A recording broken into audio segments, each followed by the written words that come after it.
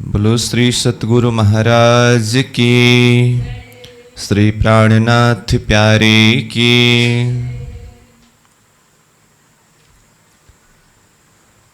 बेसुमार बुजरगी अरस की, नेक कहों अकल माफक। ए रूहें निके जानत है, जो अपार अरस है हक। जो अपार अरस है हक। ये सुख न आवे जुआ मिने, तो भी कहना अरस बन सुख। रूहें बैठत उठत सुख स्नेह सो, कई गिरों को देत श्रीमुख। कई गिरों को देत श्रीमुख। ये सुख न आवे जुआ मिने। अक्षरातीत धामधनी श्रीराज की असीम अनुकंपा के द्वारा तारतम सागर दिव्य वाणी अंतर्गत परिक्रमा ग्रंथ के ऊपर हम चिंतन करते आ रहे हैं। परिक्रमा ग्रंथ में अब तक यह 30वें प्रकरण का 14वीं चौपाई तक के भाव को चिंतन किया।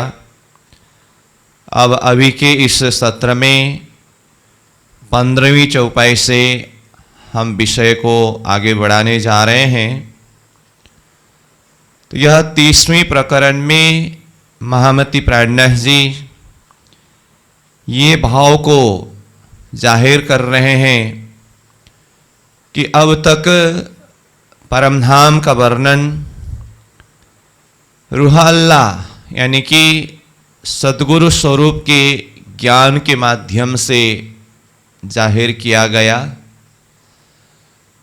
अब सद्गुरु के ज्ञान और फुरमान का वचन यानी कि रसूल मोहम्मद साहिब ने कुरान में जिस तरह से संकेत किया, इन दोनों हादियों के द्वारा प्राप्त निशानियों को आधार बनाकर चितौनी के माध्यम से मुझे अपने को जो दर्शन हुआ, साक्षी मिली और अक्ल ने भी जिसको स्वीकार किया, उसको मैं जाहिर करने जा रहा हूँ। और उसके लिए वाणी के ही कुछ प्रसंगों को बताया। धामधनी की कृपा के द्वारा वाणी उतरती गई। जिस समय में मैंने फुरमान आदि ग्रंथों को देखा नहीं था, परंतु वाणी में सारी बातें अवतरण होती गई। समय आने पर उन धर्म ग्रंथों को भी खोल करके देखा तो सारे के सारे बातें वही सिद्ध हुई जो वाणी में पहले ही अवतरण हो चुकी थी। ऐसे ही परमधाम की जो बातें अंतरात्मा से जैसा चिंतन किया और जो साक्षी दी, उसी को फिर हादियों के वचनों के द्वारा भी साक्षी मिलता गया। तो उसके आधार पर मैं जाहिर करने जा रहा हूँ। फिर कहते हैं, वैसे परमधाम बेशुमार है, अनंत है। उसको शब्द में ला करके, हिसाब में ला करके वर्णन करना कदापि संभव नहीं है। इस बात को मेरी अंतर आत्मा अच्छी तरह से समझती है। फिर भी जितना संभव है अपनी अक्ल माफक, जुआ माफक मैं उसको जाहिर करने जा रहा हूँ। तो इस तरह से अब आगे परम धाम का वर्णन प्रसंग प्रारंभ करने जा रहे हैं। तो ये प्रकरण के द्वारा मुख्य रूप में विचार करने की बात, समझने की बात ये है कि यहाँ प्राणनाथ जी ने अब मैं चितवन के द्वारा कहने जा रहा हूं ये कहा। इसका मतलब हमें इसके द्वारा ये समझ लेना चाहिए, अपने साधनारत जीवन में ये लक्ष्य होनी चाहिए कि जिस तरह से सतगुरु महाराज ने अपने समय में तारतम्य की बातें, तारतम्य की प्रकाश, परमधाम का प्रकाश वाणी के माध्यम से, सतगुरु महाराज ने अपने समय में अपनी वाणी के माध्यम से तत्कालीन सुंदर साथ के समक्ष में चर्चा के माध्यम से जाहिर किया। सबने अपनी अपनी प्रकार से ग्रहण किया, चित्त में धारण किया। उसमें अब इंद्रावती आत्मा विशेष रही। तो सद्गुरु के द्वारा सुनी हुई बातों को हृदय में धारण करके उसके ऊपर वो चिंतन करते रहते थे। तब तो उनको चिंतन के द्वारा, ध्यान के द्वारा वो परम धाम का साक्षात्कार हुआ, परम धाम का दर्शन हुआ। ये तो है इंद्रावती आत्मा के जीवन दर्शन में अथवा प्राणनाथ जी के दर्शन में। स्वयं निजानंदाचार्य सतगुरु श्री देवचंद्र जी महाराज के जीवन दर्शन को हम देखें। तारतम्य प्राप्त होने के बाद परम धाम के ध्यान, चितौनी, ये तो बहुत गहराई की बात है,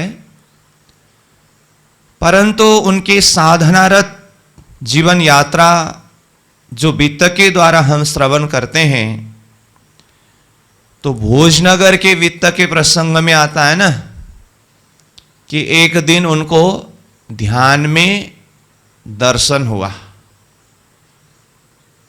ब्रजमंडल में पहुंचे, फिर यशोदा मैया को पूछा श्री कृष्ण जी कहाँ है? वो तो वृंदावन गए हैं। फिर वहाँ से वो वृंदावन चले गए। श्री कृष्ण जी का दर्शन हुआ, घुंघरी प्रसाद मिले, बीतक हम जानते हैं। ये प्रसंग मैं सिर्फ इतनी बात को यहाँ चिंतन करने के लिए जोर दे रहा हूँ कि स्वयं निजानंदाचार्य सतगुरु महाराज अपने साधक जीवन काल में, साधना प्रसंग में वो ध्यान करते थे, चितवनी करते थे। तो ऐसे निरंतर ध्यान करते करते, चिंतन करते करते एक दिन उनको दर्शन हुआ। ऐसी बात नहीं है कि एक दिन ध्यान में बैठे और जिस दिन ध्यान में बैठे थे उसी दिन दर्शन हुआ, ऐसा बिल्कुल नहीं है। उनका ध्यान करना, चिंतन करना, निरंतर अभ्यास होने के पश्चात उस अभ्यास के बल पर और धनी की कृपा के द्वारा दर्शन हुआ। यहां से भी हम समझ सकते हैं। और इंद्रावती आत्मा की साधना, उनके जीवन दर्शन के द्वारा भी हमें यही बात समझना होगा कि सद्गुरु महाराज जिस बात को समझाते थे उसके ऊपर वो चिंतन करते थे, ध्यान में डूबते थे, तब जाकर के उनको ये साक्षात्कार हुआ। इसका अर्थ क्या है? ज्ञान का विषय है, परंतु उसी के द्वारा ही परमात्मा साक्षात्कार होना है। और ये विषय जो है श्रवण करने के बाद, जैसे पहले भी कह रहा था, मनन, निधिध्यासन, मतलब उसको ध्यान करना, चिंतन करना, ये अपने जीवन में होना चाहिए। और कई ब्रह्म मुनियों के जीवन दर्शन को हम श्रवण करते हैं। कई समय तक एकांत गुफा में बैठ करके, साधना में रह करके ये परम धाम का ध्यान किया, चिंतन किया, जिसके माध्यम से हमारे समाज में परम धाम का वर्णन अलग अलग वृत्ति के माध्यम से हुआ है। वो ऐसे ही नहीं निकला है, वो कई साधना के पश्चात जो वाणी के चिंतन के द्वारा और परम धाम की ध्यान चिंतन के द्वारा वो हमारे समक्ष तक आया है। यहाँ से हमें ये प्रेरणा लेना चाहिए, ये सीखना चाहिए कि वाणी के एक एक चौपाई के ऊपर चिंतन होनी चाहिए। उसमें भी विशेष करके परिक्रमा ग्रंथ, जिसके द्वारा 25 पक्ष परम धाम का वर्णन हुआ है, आगे सागर ग्रंथ, श्रृंगार ग्रंथ, जिसके द्वारा श्रीराज जी के स्वरूप श्रृंगार का वर्णन हुआ है। पहले तो वाणी के माध्यम से वो परम धाम के स्वरूप को जानना चाहिए। पहले तो वाणी के माध्यम से राज्य के स्वरूप श्रृंगार को जानना चाहिए, समझना चाहिए।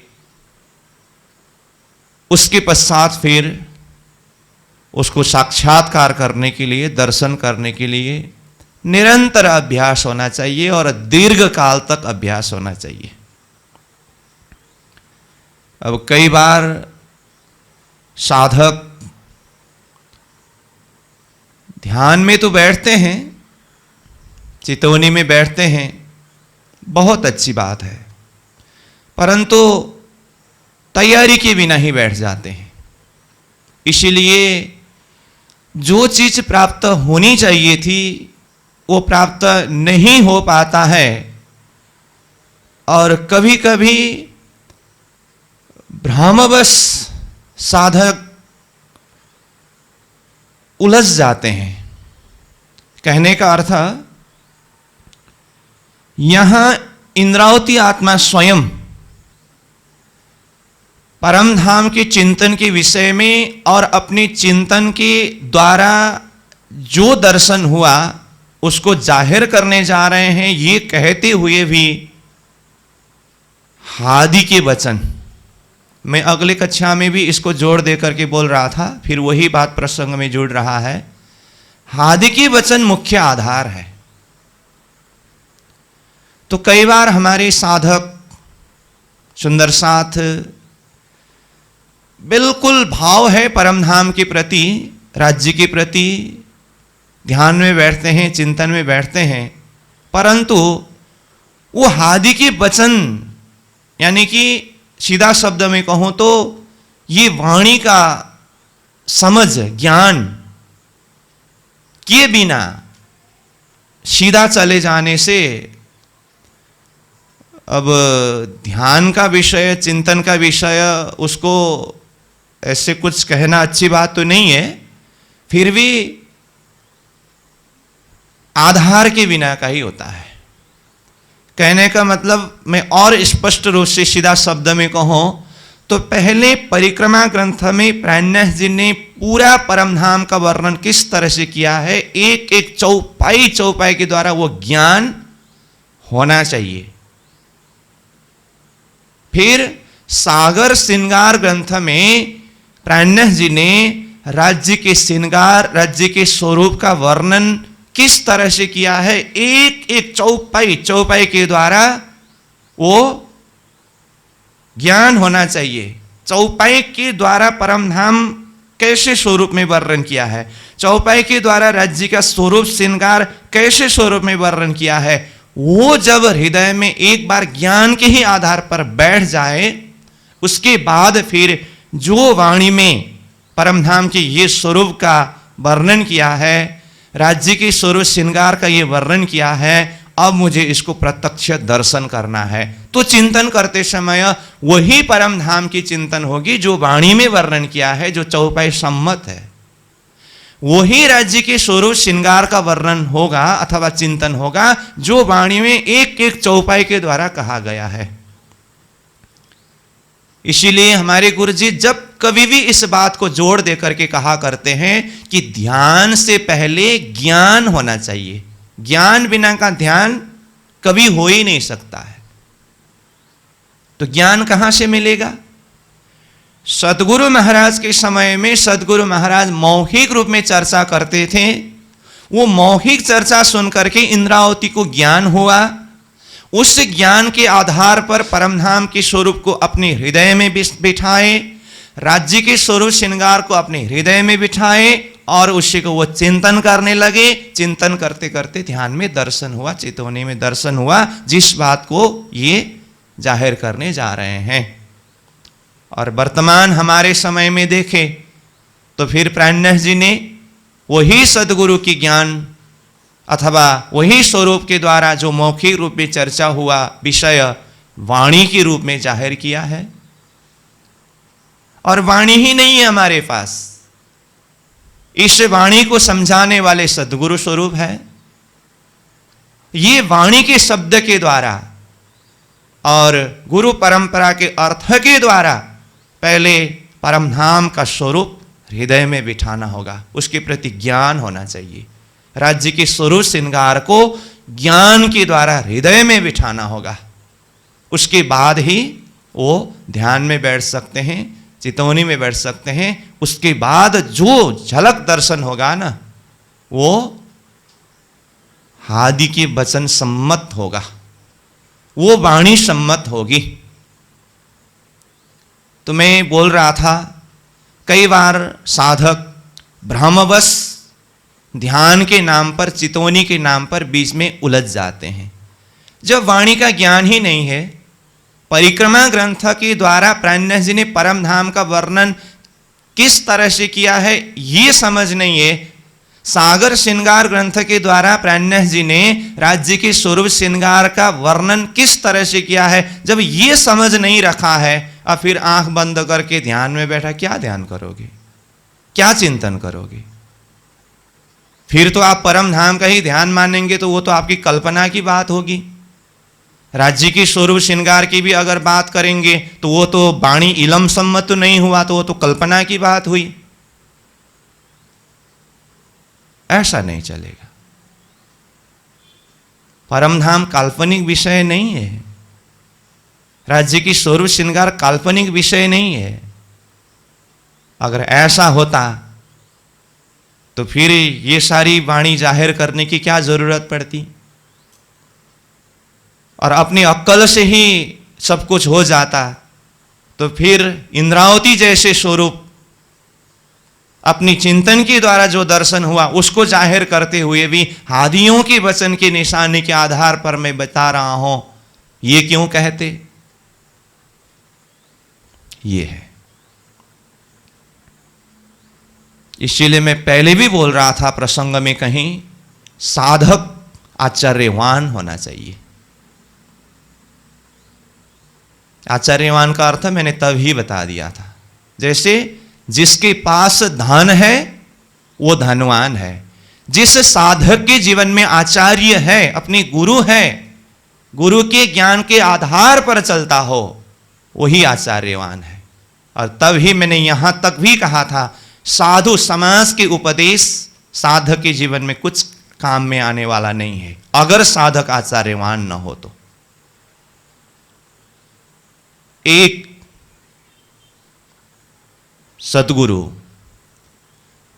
जिसके माध्यम से ये वाणी की प्रकाश जिस तरह से होगा, उसके हिसाब से जब हृदय में वो स्वरूप को, वो स्वरूप मतलब परमधाम का स्वरूप, राज्य की स्वरूप श्रृंगार को बिठा करके उसके आधार पर ध्यान चिंतन होना चाहिए।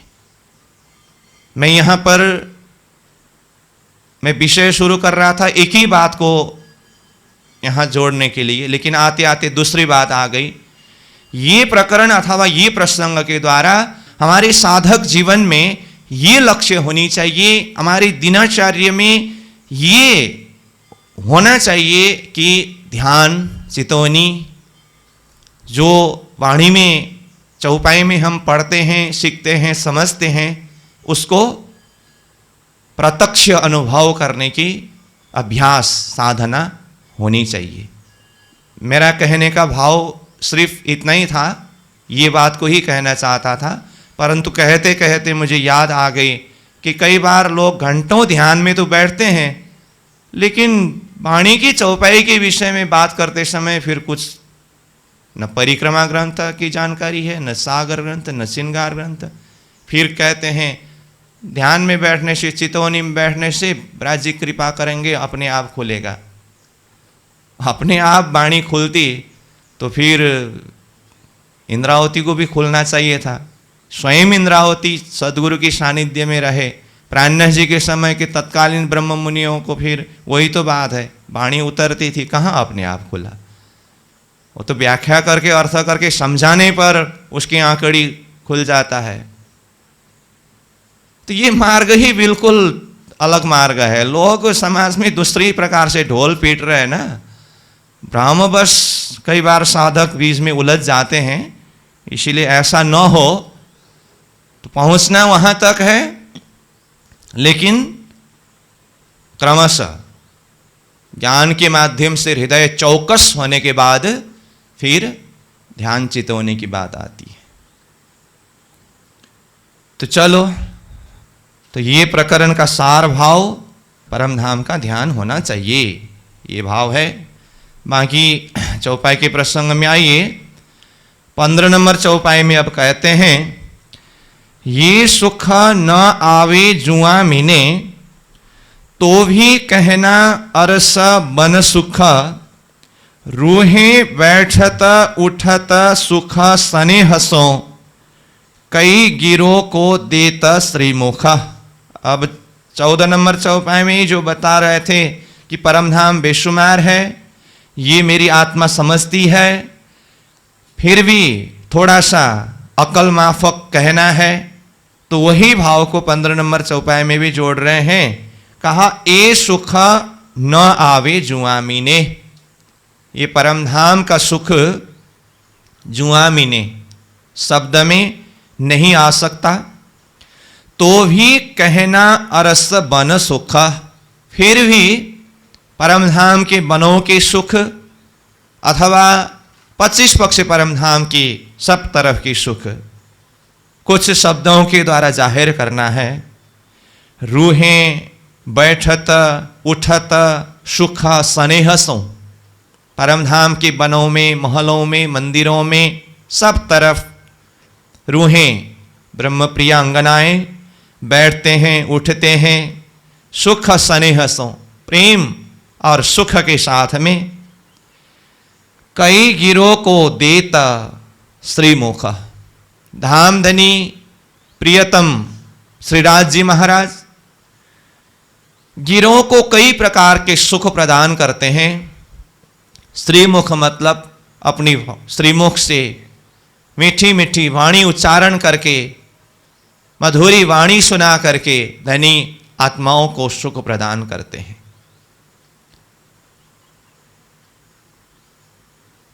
अब 16 नंबर चौपाई को विशेष देखिए। सदगुरु महाराज ने परमधाम का वर्णन करते समय किस तरह से वर्णन किया, और इंद्रावती आत्मा को अपने चिंतन में जो दर्शन हुआ उसको किस तरह से जाहिर कर रहे हैं, जिसके लिए हम पहले से ही एक भूमिकात्मक भाव से कई बार चर्चा कर रहे थे। वो चौपाई सामने में आ गया है। धनिये आघों अरस के, कहे तीन चबूतर, दाहिने तरफ तले तीसरा, हरा दरखत तीन पर। धनिये मतलब सतगुरु महाराज ने, धामधनी स्वरूप सदगुरु महाराज ने। आगों अरस के, रंगमहल के आगे सामने में कहे तीन चबूतरा, तीन चबूतरा के विषय में कहा, मतलब तीन चबूतरा का वर्णन किया। तो तीन चबूतरा कौन कौन है? दो चबूतरा तो ऊपर दरवाजे के दाएं बाएं का 4 मंदिर का लंबा 2 मंदिर का चौड़ा वाला है ही, और बाकी एक चबूतरा नीचे चांदनी चौक में दक्षिण दिशा के तरफ जिस चबूतरा में हरा वृक्ष है वो चबूतरा का वर्णन किया। उसको कहते हैं दाहिने तरफ तले तीसरा। दाहिने मतलब पूर्वाभिमुख होते समय अथवा रंगमहल के दरवाजा से सामने की तरफ देखने से ये हरा वृक्ष वाला चबूतरा यानी कि दक्षिण दिशा तरफ की चबूतरा दाएं तरफ पड़ता है ना, तो दाहिने तरफ ताले नीचे चांदनी चौक में तीसरा चबूतरा। हारा दरखत तीन पर उस चबूतरा में हारा दरखत मतलब वृक्ष है। अब आगे कहते हैं चौथी तरफ नाही कह्या सो मेरी परीक्षा लेन, जाने मेरे इलम से रूह आप कहसी आप मुख बैन। देखिए कितना स्पष्ट रूप से बता दिया है सत्र नंबर चौपाई में। चौथी तरफ यानी कि ऊपर के 2 चबूतरा बताए और तीसरा चबूतरा बताए दक्षिण तरफ का, तो चौथी तरफ मतलब चौथा चबूतरा जहां है उत्तर दिशा के तरफ जहां पर लाल वृक्ष है, उस तरफ की चबूतरा ना कहा। उस विषय में सदगुरु महाराज ने अपने शब्द से जाहिर करके नहीं कहा। क्यों नहीं कहा? सदगुरु महाराज को दर्शन ही नहीं हुआ इसीलिए नहीं कहा? नहीं, क्या कहते हैं? सो मेरी परीक्षा लेना। मेरी मतलब किसकी? इंद्रावती आत्मा कह रहे हैं कि धनी ने ये चौथा चबूतरा इसीलिए नहीं कहा कि मेरी परीक्षा लेने के लिए, सो मेरी परीक्षा लेना। और सदगुरु महाराज क्या समझते थे इंद्रावती के लिए ये न कहने में? सदगुरु की भाव को यहां जाहिर कर रहे हैं, जाने ये समझ करके, ये जान करके कि मेरे इलम से रूह आप कहसी आप मुख बैन। ये समझ करके कि मेरे इलम के द्वारा इंद्रावती स्वयं आत्मा दृष्टि से इसको दर्शन करेगी और इंद्रावती स्वयं अपने मुख से अपनी वाणी के द्वारा इसको जाहिर करके कहेगी। ये समझ करके सदगुरु महाराज ने चौथा चबूतरा को जाहिर करके नहीं कहा। तो यहां पर ये तीसरे चरण में मेरे शब्द प्रयोग हुआ है ना, तो ये मेरे मतलब कौन बोल रहे हैं? ये सदगुरु महाराज। वाणी है इंद्रावती की, लेकिन यहां पर मेरे मतलब मेरे इलम से, मेरे इलम के द्वारा, ज्ञान के द्वारा स्वयं आत्मा से दर्शन करके कहेगी। तो ये किसके भाव है? सदगुरु के भाव है। सदगुरु महाराज ने ये सोचा कि मैंने जो इलम दिया, इस इलम के बल पर इंद्रावती स्वयं चिंतन करेगी और वो स्वयं आत्मा दृष्टि से दर्शन करेगी और वो स्वयं अपने श्रीमुख से जाहिर करके कहेगी। जाने मेरे इलम से रूह आप कहसी आप मुख बैन। आप मतलब स्वयं इंद्रावती आत्मा। चौथे चरण में आप कहा ना, तीसरे चरण में भी आप ही आया है, स्वयं इंद्रावती ही। और चौथे चरण में भी कहसी आप मुख बैन, स्वयं इंद्रावती अपने मुख से, वाणी से कहेगी। किसके आधार पर? यहां पर भी आया मेरे इलम से। ध्यान दीजिए, मेरे इलम से। तो इंद्रावती कहती है मैं हादियों के निशाने के आधार पर कहने जा रहा हूं। और सदगुरु महाराज का भाव यहां जाहिर कर रहे हैं, मेरे इलम से कहेगी। तो देखिए, तो एक सूत आपको दाएं बाएं हिलने नहीं देंगे। हां, वाणी और गुरु परंपरा की अर्थ, यहां अपनी बुद्धि कहीं पर भी प्रवेश करने का कोई सूत भर भी जगह नहीं है। जैसे वो मूल मिलावा के बैठक में अंगुली भर का भी जगह नहीं है करके आता है ना, कहीं से भी माया प्रवेश न हो। ये सिद्धांत में वाणी और वाणी को प्रकाश करने का जो गुरु परंपरा करते, यहां से एक सूत भी अपनी अक्ल प्रवेश करने का जगह नहीं है। जाने मेरे इलम से रूह आपे कहेसी आप मुख वैन। मेरे इलम के आधार पर इंद्रावती स्वयं अपने मुख से वचन जाहिर करके कहेगी। ऐसे ही सदगुरु महाराज ने कहा है, मेरे पीछे महाराज इंद्रावती हाथ जागना करके।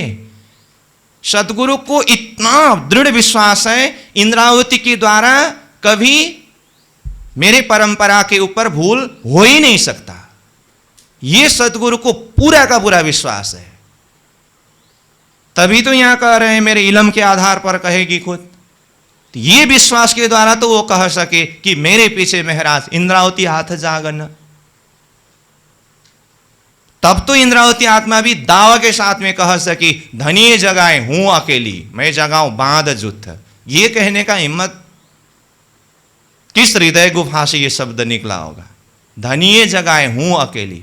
जबकि बीतक में तो हम पढ़ते हैं, समझते हैं, सुनते हैं, सदगुरु महाराज के समय में कितने आत्माओं की जागनी हुई, 313। लेकिन इंद्रावती आत्मा की दावा, धनिये जगाए हूं अकेली, मैं अकेली एक इंद्रावती को जगाए और मैं बांध जुत्थ 40 जुत्थ 12,000 आत्माओं को ही जागृत कराता हूं। ये है इंद्रावती के दर्जा की जागनी अथवा ब्रह्म सृष्टि के दर्जा की जागनी। मैं अगर ब्रह्म सृष्टि हूं तो 12,000 में से एक सुंदरबाई है, 12,000 में से एक इंद्रावती है और 12,000 में से एक मैं भी हूं करके अगर दावा करता हूं अथवा करती हूं, तो मेरी लाइन कैसी होनी चाहिए, ये विचार करने की बात है। समझ में आई बात? ये बहुत गहरी बात है, फिर भी थोड़ा कुछ समझ में आ रहा है तो यही बड़ी बात है। चलो आगे चलते हैं। जाने मेरे इलम से रूह आपे कहेसी आप मुख वैन। ना तो नहीं तो मतलब प्रसंग भूल मत जाइयो, प्रसंग इधर उधर कुछ जोड़ने से। अगर सदगुरु महाराज ने मेरी परीक्षा के लिए और मेरे इलम के द्वारा स्वयं दर्शन करके इंद्रावती अपने मुख से ये जाहिर करेगी, कहेंगे करके ये उनके अंदर विश्वास और भरोसा नहीं होता, अथवा मेरी परीक्षा के लिए अगर ये नहीं छोड़े होते, ना तो ये लड़का शोभी जानही जो कछु कर देखे सहुर, एक तरफ क्यों हो वही आगो अरसत जला नूर। इंद्रावती की समझ। ना तो नहीं तो अगर सदगुरु महाराज मेरी परीक्षा के लिए चौथे चबूतरा को छोड़ के नहीं रखे होते तो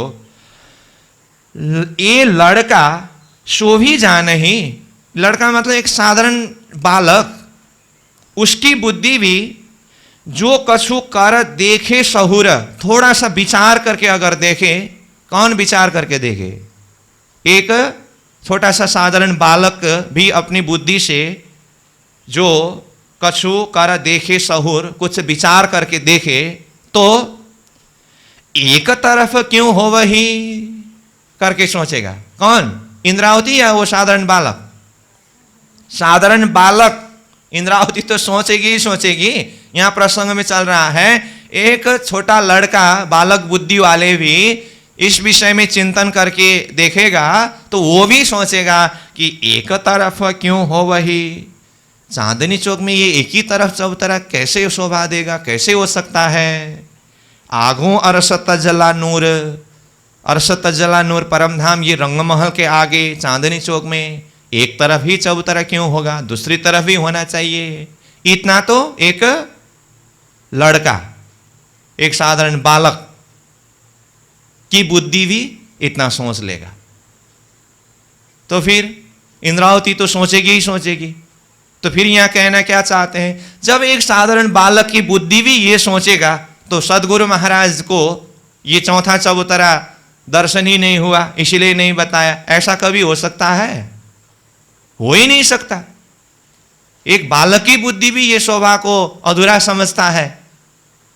तो इसीलिए सदगुरु महाराज ने जानबूझ करके एक बालक की बुद्धि भी जो बात पकड़ सके ऐसी बात को मेरी परीक्षा के लिए चौथा चबूतरा वर्णन किए बिना छोड़ दिए। खुलासा हो गई बात। अब यहीं पर, अब वाणी में ऐसा कहां लिखा है करके प्रश्न मत पूछिएगा। ये भाव से ये हम शेयर कर रहे हैं। यहां से हमें एक भाव को समझने की कोशिश करनी चाहिए, चिंतन करना चाहिए। सदगुरु महाराज ने इंद्रावती के लिए परमधाम की कोई निशानी परीक्षा के रूप में छोड़ करके रखे हैं। तो प्राणनाथ जी ने ये पूरा परिक्रमा ग्रंथ के द्वारा परमधाम का वर्णन किया है ना। 12,000 में खाली सुंदरबाई और इंद्रावती ही है, और है कि नहीं? तो और भी है, मैंने नहीं कहा हूं, मैं हूं, आप हूं, कौन है कौन नहीं है वो तो स्वयं अपनी अपनी साधना के द्वारा अंतर आत्मा साक्षी देगी, या तो राज्य को पता है। लेकिन है तो है ना। तो बाकी के लिए भी अगर इंद्रावती की ही दर्जा की जागने की अगर बात करनी हो, सब साथ करूं आप सा तो मैं जागी प्रमाण, ये इंद्रावती की प्रतिज्ञा है। सारे सुंदर साथ को, ब्रह्म सृष्टियों को मेरे ही समान बनाओ, मेरी तरह ही अगर जगाओ तो मेरी जागृत होने का सिद्ध होगा अथवा प्रमाणित होगा। तो इंद्रावती की ही तरह जगाने के लिए तो यहां आवश्यक क्या है? सदगुरु महाराज ने जिस तरह से इंद्रावती के लिए परीक्षा के लिए परमधाम की निशानी छोड़ करके रखा था, उसको दर्शन करके इंद्रावती ने साक्षात्कार किया। अब इसी तरह से अगर इंद्रावती बाकी आत्माओं की जागनी चाहते हैं और कहते हैं सब साथ करो आप सा, तो ये भाव हम यहां पकड़ सकते हैं कि प्राणनाथ जी ने भी वाणी में ब्रह्म सृष्टि के दर्जा की परीक्षा के लिए कहीं कहीं निशानी संकेत ही करके छोड़ दिया है, खुलासा नहीं हुआ है। बेशुमार है, अनंत है, जहां तक बुद्धि पहुंचती है वहीं तक कहा हो, हुक्म के द्वारा कहा है, ये तो कई बार आया। इसीलिए बार बार हम बीच में भाव तो जोड़ ही रहे हैं। जितना वर्णन हुआ है परमधाम इतना ही है ऐसा मत समझना, ये तो हम बार बार कह ही रहे हैं। तो इसमें यह भाव यहां पर जोड़ना होगा कि जिस तरह से सदगुरु ने इंद्रावती के लिए परीक्षा के लिए निशानी छोड़ करके रखे ना, हर आत्मा की जागनी जितना वर्णन किया है उसको तो अक्षरशः हृदयंगम करना ही चाहिए। जिस तरह से इंद्रावती ने सतगुरु के द्वारा किया हुआ वर्णन को अक्षरशः हृदयंगम किए, ऐसे वाणी में जितनी शोभा को वर्णन किया है उसको तो अक्षरशः हृदयंगम करना ही चाहिए। उसके बाद आगे की चिंतन अपनी चितवनी से कहता हूं, ये कहने की हिम्मत होना चाहिए। ब्रह्म सृष्टि की दर्जा की बात कर रहा हूं मैं। ये संकेत दिखाई दे रहा है यहां। अब उस दर्जा से अगर आत्मा जागृति की लक्ष्य रखना हो तो कहां है पीछे लौट करके देखने का समय? फुर्सत है? कहां है समय?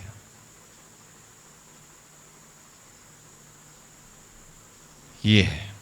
चलो आगे बढ़ते हैं। अब खूब दिखाई क्यों देव ही चबूतरा एक तरफ, जाने केहसी आपे दूसरा मेरे इलम के सरफ।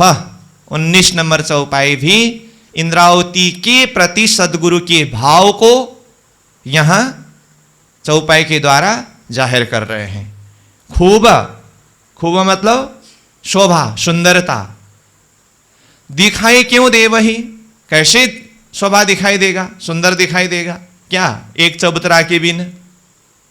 चबूतरा एक तरफ, एक चबूतरा के बिना एक ही तरफ चबूतरा होने से वहां कैसे सुंदर लगेगा, कैसे शोभायुक्त लगेगा? नहीं लगेगा ना। तो जब नहीं लगेगा तो जाने केहेसी आपे दूसरा, जाने मतलब समझ करके। कौन समझ करके? सदगुरु महाराज। सदगुरु महाराज ने ये समझ करके कि केहेसी कहेगी, कौन?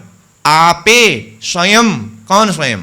इंद्रावती स्वयं कहेगी क्या? दूसरा चबूतरा, उत्तर दिशा की तरफ जो लाल वृक्ष वाला चबूतरा है वो इंद्रावती स्वयं कहेगी। ये समझ करके और फिर आया, किसके बल पर कहेगी? मेरे इलम के शरफ। शरफ शब्द का अर्थ है प्रताप, बल। मेरे इलम के प्रताप से, मेरे इलम के बल से इंद्रावती स्वयं दूसरी तरफ का चबूतरा कहेगी। तो यहां पर भी देखिए तो वो घोड़ा को लगम लगाते हैं ना, लगम लगाया हुआ घोड़ा अपनी स्वतंत्र मर्जी से चल पाएगा? ऐसा ही है सदगुरु का इलम, वो लगम।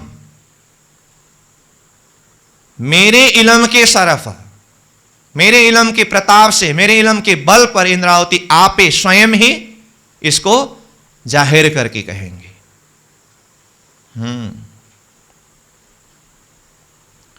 ताले चौथा चाहिए, आगू अरस द्वार, दरखत दो चबूतरों, शोभा लेत अपार। सदगुरु महाराज ने जिस तरह से मेरे इलम के द्वारा इंद्रावती स्वयं दर्शन करके कहेंगे ऐसा कहा, इंद्रावती आत्मा स्वयं भी अब चिंतन करते थे। जब भी धाम दरवाजा के आगे 3 चबूतरा की बात आती थी अथवा वो चिंतन करते थे तो उनको अंदर से लगता था कि नहीं, चौथा भी होना चाहिए। देखिए ताले, ताले मतलब नीचे चांदनी चौक में चौथा, 3 के ऊपर 1 जोड़ने से चौथा, चौथा चाहिए, होना चाहिए। आगू अर्श द्वार, रंगमहल के दरवाजा के आगे नीचे चांदनी चौक में चौथा चबूतरा होना चाहिए। ये कौन विचार करते थे, कौन चिंतन करते थे? इंद्रावती आत्मा। इसीलिए पहले ही कहा ना, चौपाई नंबर 11 के 3रा चरण में देखिए तो बिना देखे कहत हो, कहा ना। इसका मतलब वो तब से ही इस विषय के ऊपर चिंतन करते थे, विचार करते थे जब प्रत्यक्ष नहीं हुआ था। सतगुरु के ज्ञान के आधार पर ही परम धाम का चिंतन करते समय भी वो ये विचार करते थे कि चांदनी चौक में चौथा चबूतरा भी होना चाहिए, यहां कुछ अधूरा सा लग रहा है। और दूसरी बात मैं बोल रहा हूं यहां पर ध्यान से सुनिए।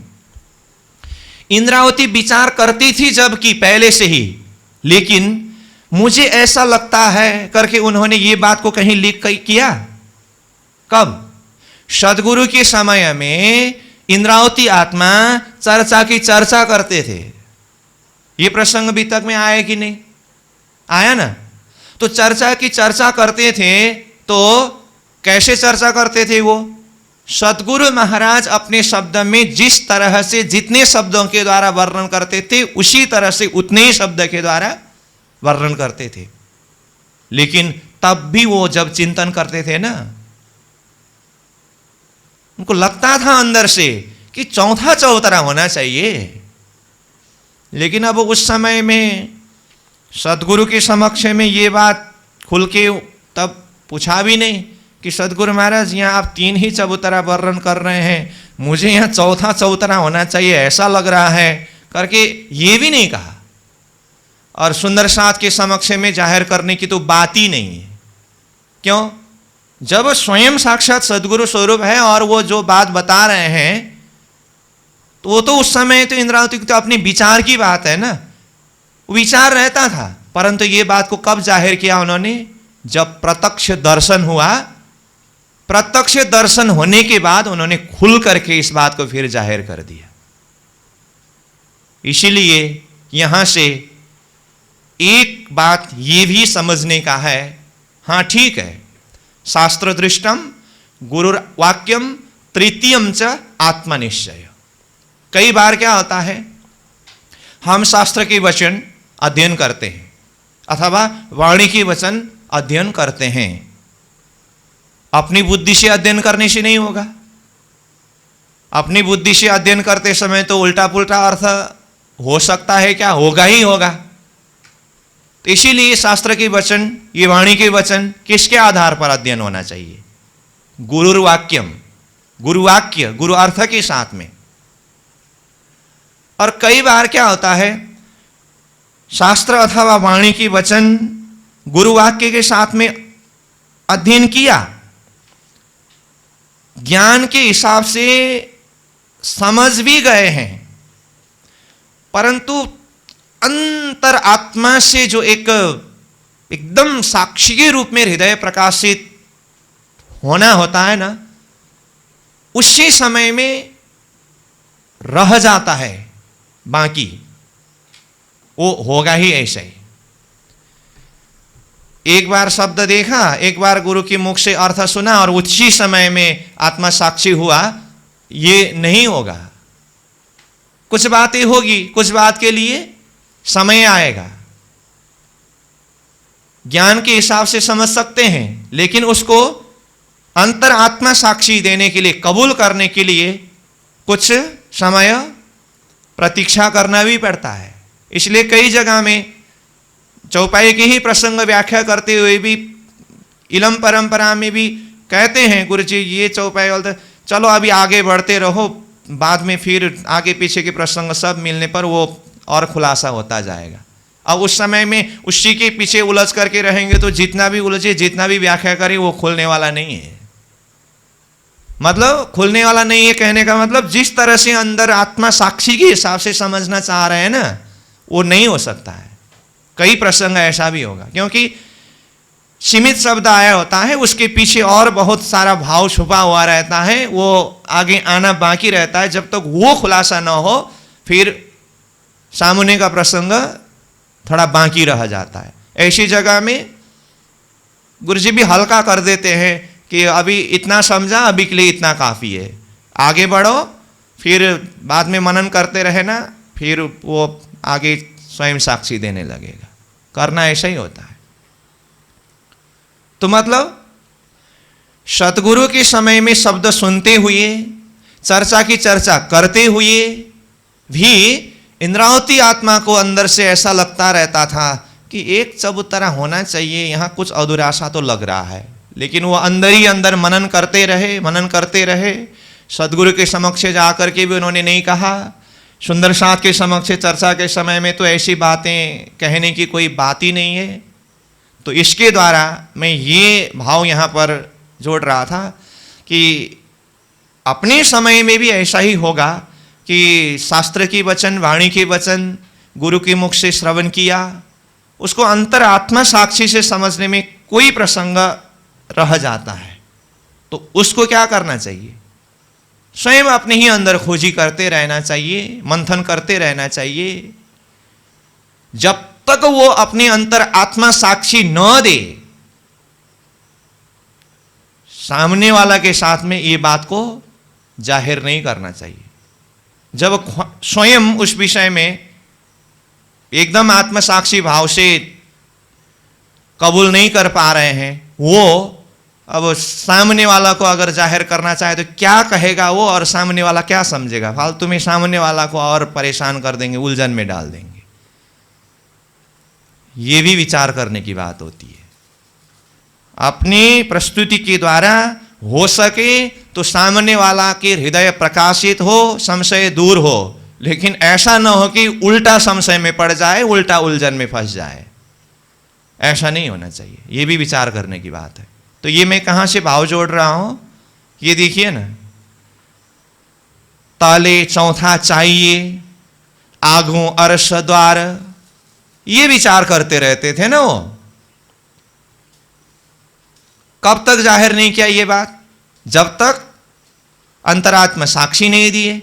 जब प्रत्यक्ष दर्शन हुआ, साक्षी दिया, तो इस बात को खोल करके कहा कि हाँ मुझे लगता तो था ऐसा ही, और ये सिद्ध हो गया। तब जा करके ये धनी ने मेरा परीक्षा के लिए ऐसे छोड़ करके रखा था, ये ऐसा है करके तब जा करके जाहिर किया।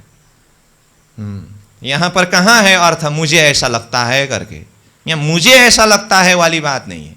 धनी स्वयं कहा मेरे इलम माफा कहेंगे, और इंद्रावती स्वयं कह रही है हादियों के शब्द की निशानी पर मैं जाहिर कर रहा हूं, तो इसीलिए ये सिद्ध है।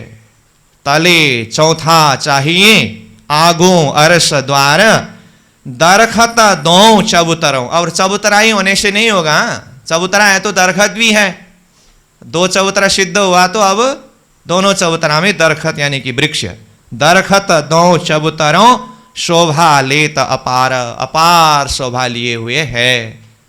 तो दक्षिण दिशा के तरफ जो हरा वृक्ष, वो तो सदगुरु महाराज ने ही तीसरे चबूतरा के रूप में कहा, और इंद्रावती को जो सदगुरु ने परीक्षा के लिए छोड़ करके रखा था, वो उनको साक्षात्कार हुआ। उत्तर दिशा के तरफ जो लाल वृक्ष वाला चबूतरा, वो भी दर्शन हुआ, उसको इस तरह से जाहिर किया। ये भाव को बता करके अब आगे फिर इंद्रावती को जो चिंतन से जो दर्शन हुआ, उस भाव से पुनः पूरा परमधाम का वर्णन जाहिर कर रहे हैं, हो रहा है। अब 21 नंबर चौपाई से आगे फिर क्रमशः पूरा परमधाम परिक्रमावत सार रूप में वर्णन करेंगे। तो 21 नंबर चौपाई को देखें। आगो इन चबूतरों खेलावत जानवर, नए नए रूप रंग ल्यावहे, अनेक विध हुनर। आगू इन चबूतरों मतलब ये दोनों चबूतरा, अथवा कहे तो चारों चबूतरा, मतलब चांदनी चौक में खेलत जानवर, जानवर खेलते हैं। तो अब ये प्रसंग आगे जो भी वर्णन होगा ना, कोई विशेष नई बात नहीं होगी। क्यों? सदगुरु महाराज ने अलग ही परम नाम का वर्णन किया, और इंद्रावती ने चिंतन के द्वारा अलग ही परम नाम वर्णन किए हो, तो परम नाम का पूरा प्रसंग ही नया नया आता। वही बात है, सदगुरु महाराज के समय में जो मौखिक रूप से सुनते समय ज्ञान के द्वारा उनको जो बात समझ में आया था, उस भाव से पूरा डिटेल वर्णन हो चुका है। वही उनको अंतर आत्मा से साक्षी दी, वो वर्णन कर रहे हैं, बात वही है। अब आप ये मत समझिए कि अब कहाँ कहाँ क्या क्या फिर नया नया वर्णन ऐसा आएगा, कुछ नहीं आएगा।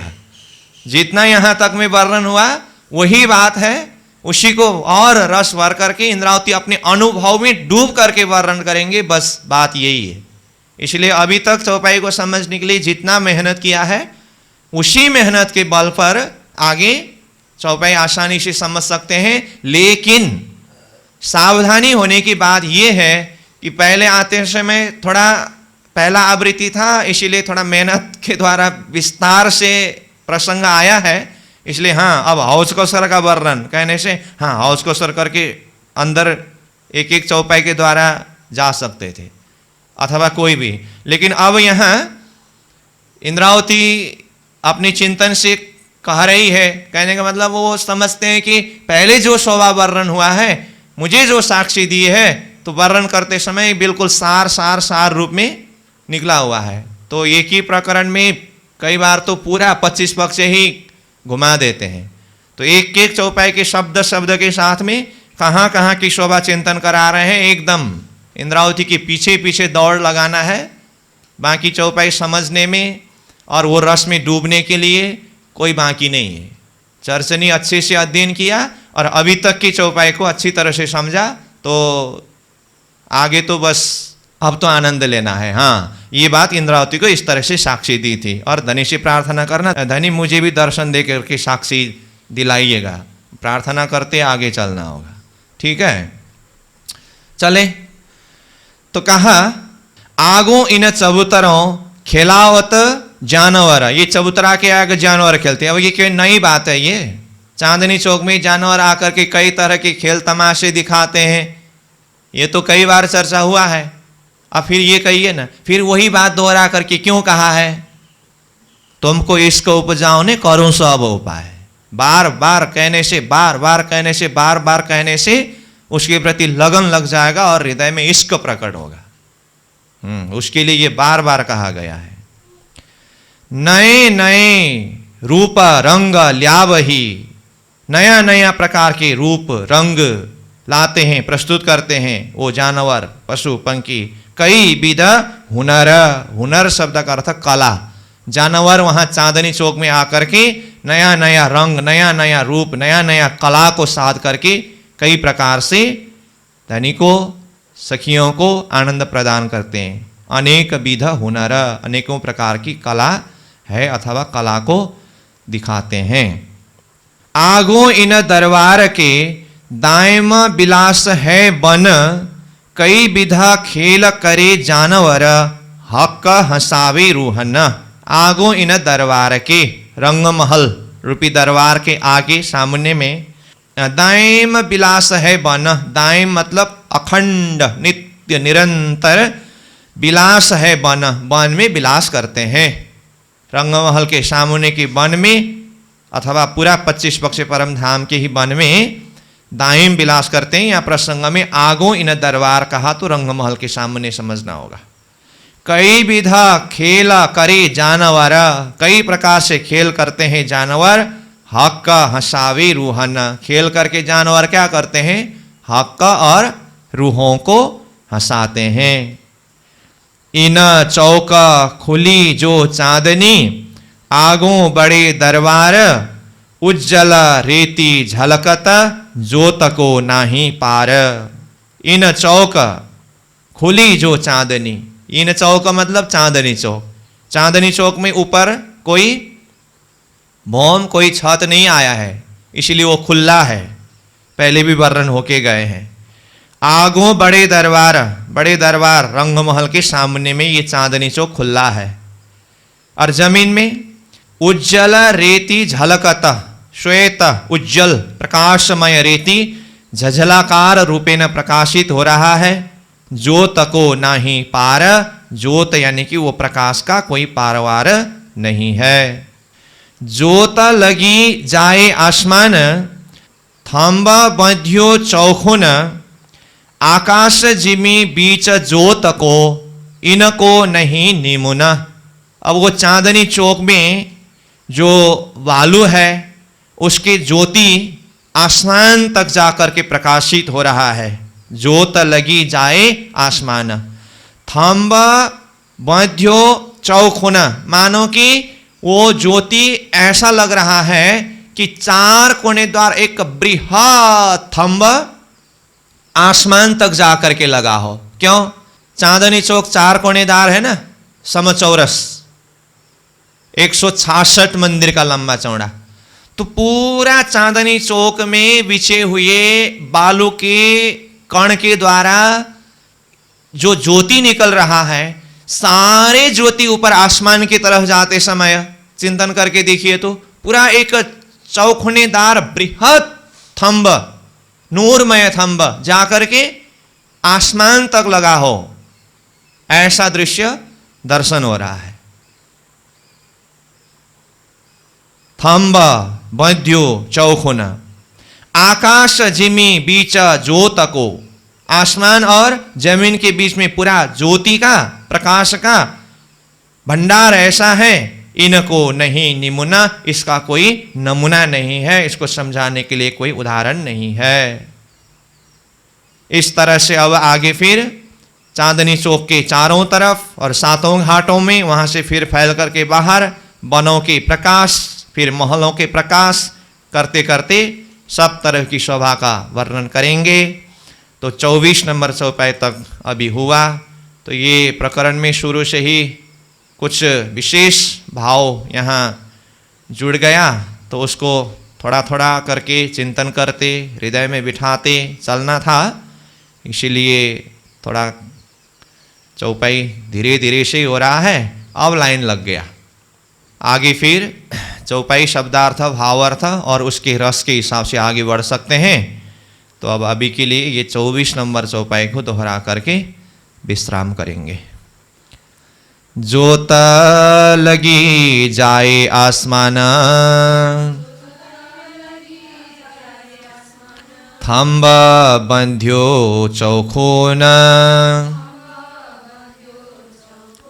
आकाश जिमी बीच जोत को, इनको नहीं निमोन, इनको नहीं निमोन। बोलो श्री प्राणनाथ प्यारे की प्रणाम।